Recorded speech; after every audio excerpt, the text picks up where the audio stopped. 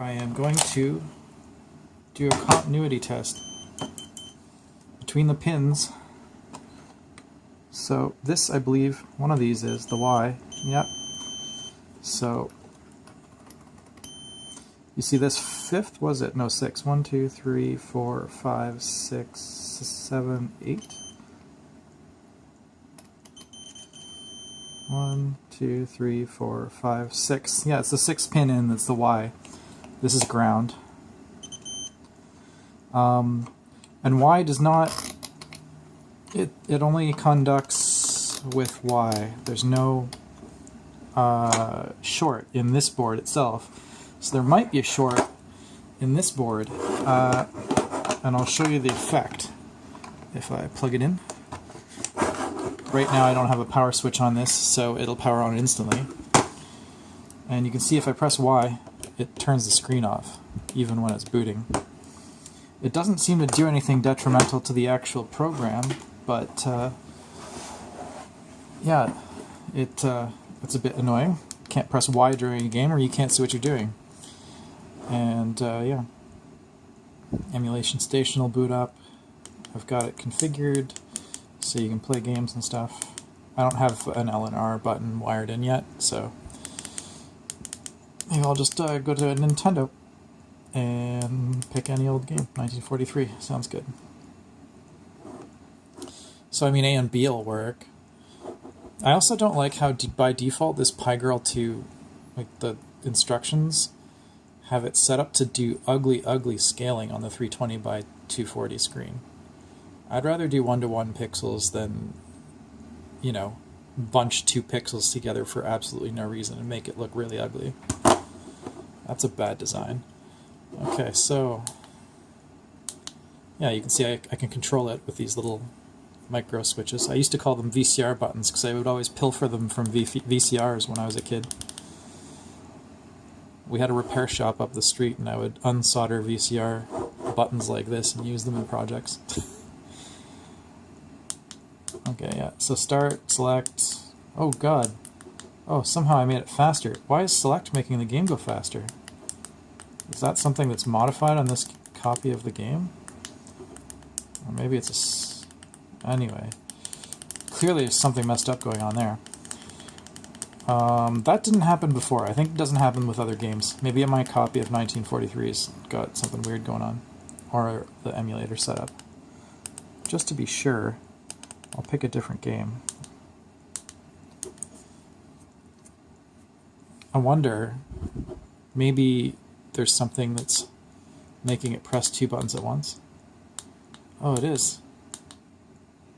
Every second time I press select, for some reason the Nintendo emulator goes into fast mode.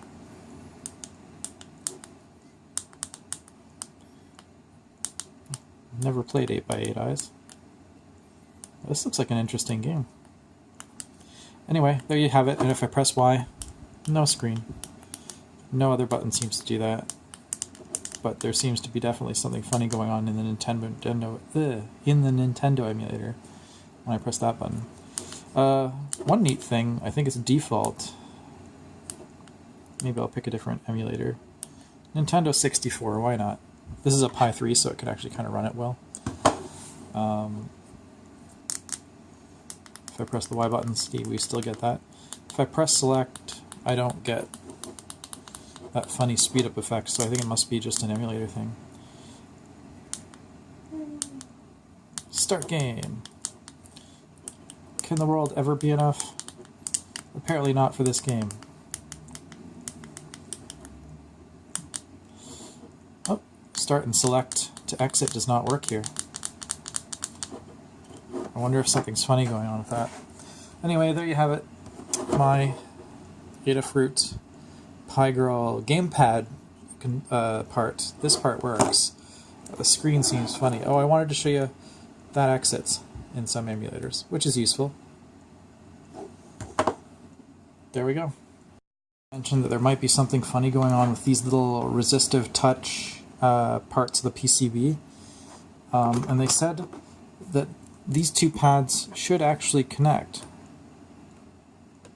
But they don't on mine. It provides resistance. I don't know if you can see the screen on my tester. But yeah. Anyway, let's try some of these.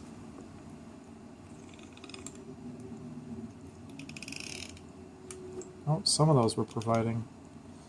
Yeah, they're connected with some resistance. So that's probably the circuitry here working. I wonder if I can reseat this cable and see if that will do it, because somebody mentioned that too. So let's try reseating the LCD cable.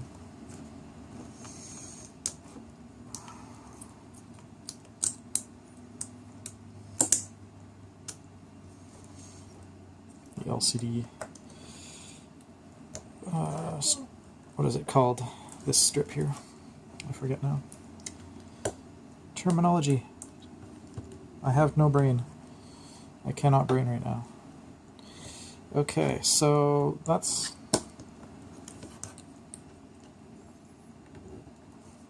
about as far as that's going to get back in.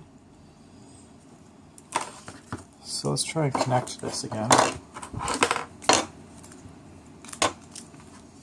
And this is how I've been connecting it. I guess if I connected it in reverse, it would probably just cook something, so I think I'm doing it right.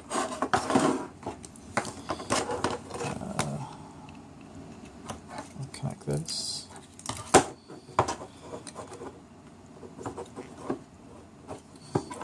Okay, so we're all connected back up and get nothing on the LCD. So that's not a good sign.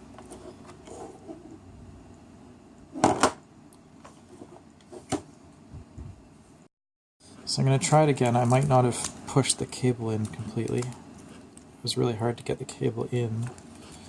I don't know why there's so much resistance right now. Oh, there's a lot of cable there, that's why. So it should still, yeah, that's as far as it goes in there.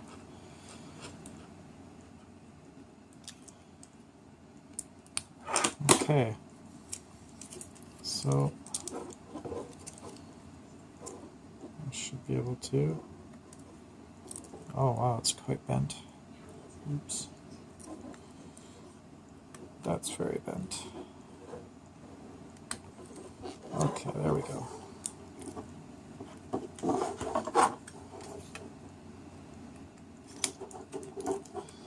So now we're powering the Pi through the screen. This little, I think like 1800 milliamp battery.